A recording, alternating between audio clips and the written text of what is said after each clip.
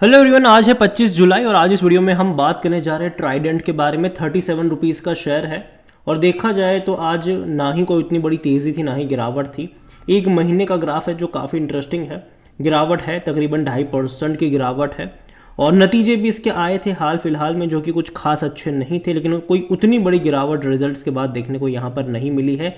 और एक साल में देखोगे तब सिर्फ 13% की तेज़ी। देखो देखो ग्राफ यहाँ पर इंटरेस्टिंग इसीलिए है क्योंकि जब तेज़ी आई थी ना तो एक झटके में 35 से 50 पे गया था, ये एक ही झटके में। लेकिन उसके बाद अगर आप देख रहे हो तो लगातार ये गिर रहा है और जब भी 35 रुपए का लेवल यहाँ पर आता है, एक बाउंस बैक कह लो, एक तेज़ी कह लो, ये दिखाता ज़रूर है। तो कहीं ना कहीं 35 रुपीज़ का जो लेवल है वो यहाँ पर एक सपोर्ट के तौर पर कह लो कि काम कर रहा है। और उम्मीद करता हूँ कि इस बार जब दोबारा गिरावट में 35 रुपए का लेवल आए तब वापस से तेज़ी हमें देखने को मिल जाए। अगेन ये मेरा मानना है, मैं ये नहीं कह रहा हूँ कि ऐसा ही होगा। और जहाँ तक बात करी जाए इसके वॉल्यूम्स को लेकर तो यहाँ पर तकरीबन तकरीबन 1 करोड़ 40 लाख के आसपास के शेयर्स यहाँ पर जो है वो ट्रेड होते नजर आए।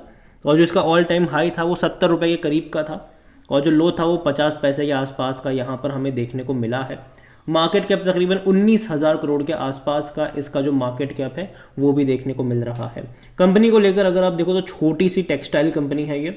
According to money control user 100% लोग कह रहे हैं खरीदारी करो, बेचने की बात यहाँ पर कोई भी नहीं कर रहा है।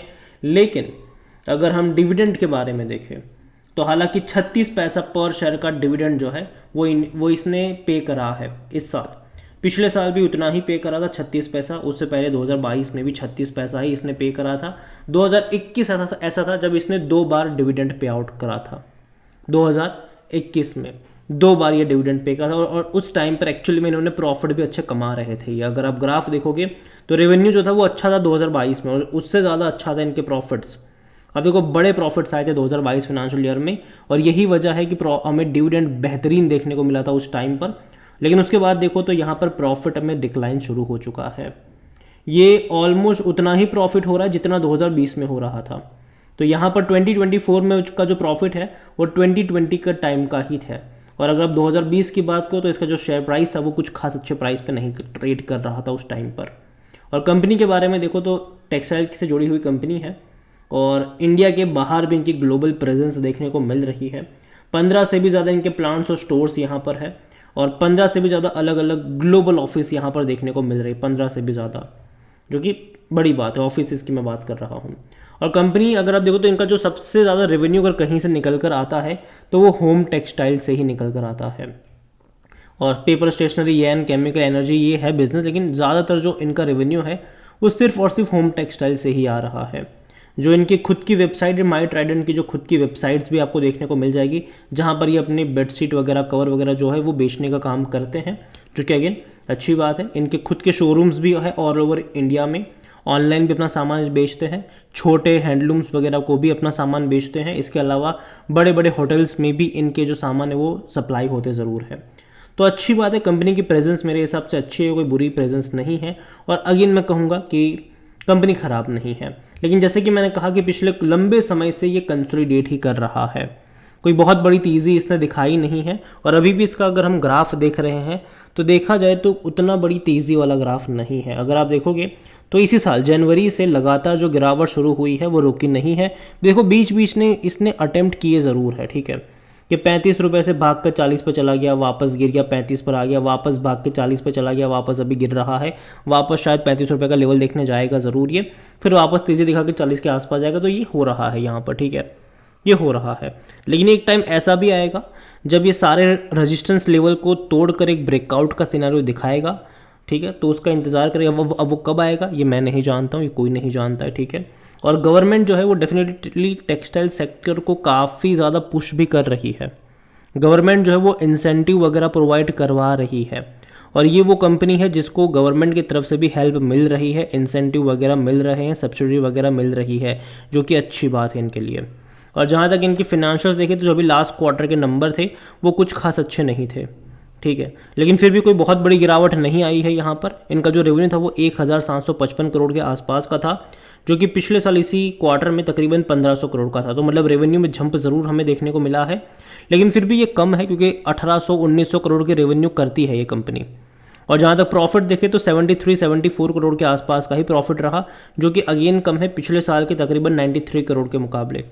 तो प्रॉफिट यहाँ पर ज़रूर कम है, उसमें कोई शक की बात नहीं है। और हालांकि इससे पहले के मार्च क्वार्टर के मुकाबले प्रॉफिट ज़्यादा है, क्योंकि इससे पहले के मार्च का जो क्वार्टर था उसमें जो प्रॉफिट था वो 56 करोड़ के आसपास का हमें देखने को मिला था। तो डेफिनेटली यहाँ पर प्रॉफिट उसके मुकाबले बढ़े ज़रूर है, लेकिन पिछले साल से जनरली हमेशा कंपेयर करा जाता है और उसके मुकाबले प्रॉफिट कुछ खास अच्छे देखने को नहीं मिल रहे हैं। और शेयर होल्डिंग के बारे में देखें तो जो प्रमोटर है उनकी होल्डिंग 73.19% की है और एक भी शेयर गिरवी नहीं है, ये एक अच्छी बात है। लेकिन इंस्टीट्यूशंस यहाँ पर मिसिंग है। देखिए, प्रमोटर अच्छी खासी क्वांटिटी में है और रिटेल इन्वेस्टर्स अच्छी खासी क्वांटिटी में है, लेकिन जो इंस्टीट्यूशनल्स है वो यहाँ पर मिसिंग है। अगर आप म्यूचुअल फंड्स देखो तो पहले 0.05% के थे, थोड़ी सी बढ़ाकर 0.06% पर आया ज़रूर है, लेकिन डोमेस्टिक इंस्टीट्यूशन के पास कुछ भी नहीं है, कुछ भी नहीं है उनके पास। एफआईएल्स यहाँ पर 2.63% की होल्डिंग लेकर बैठे हुए हैं, जो पहले 2.66% पर थे। तो देखा जाए तो हल्की सी बिकवाली एफआईएल्स की तरफ से आई है, कोई बहुत बड़ा चेंज नहीं है। ठीक है, शेयर होल्डिंग पैटर्न में कोई बहुत बड़ा चेंज नहीं है, मार्च और जून के मुकाबले कोई चेंज नहीं है, मतलब यहाँ पर आया है। तो देखा जाए तो उतना ज़्यादा एक्साइटमेंट इस कंपनी को लेकर देखने को नहीं मिल रहा है, ना ही पॉजिटिव तरीके से ना ही नेगेटिव तरीके से। स्पेसिफिकली शेयर होल्डिंग पैटर्न को लेकर अगर मैं बात करूँ तो, और कहीं ना कहीं एक्साइटमेंट नहीं है, सिंपल सी बात है। और यहाँ पर मैं इतना ही कहूँगा इस कंपनी को लेकर कि देखो, अगेन कंपनी खराब नहीं है, लेकिन अगर मैं इसका ग्राफ देखता हूँ तो कहीं ना कहीं वो डाउनवर्ड ट्रेजेक्ट्री शो कर रहा है और 35 रुपये का लेवल मेरे हिसाब से इंपॉर्टेंट है। अगर आप चैनल को रेगुलर फॉलो करते हो, मैंने इससे पहले भी कई सारे वीडियोस बनाए हैं जहाँ पर मैंने कहा है कि मैं 30 से 35 रुपये के लेवल पर इसका इंतज़ार करना ज़्यादा पसंद करूँगा, और कई बार वो वहाँ पर गया भी है। इवन कोविड के टाइम पर मतलब मुझे पसंद था जब ये 4-5 रुपये का था, कई सारे मेरे वीडियोस थे खरीदारी के वहाँ पर।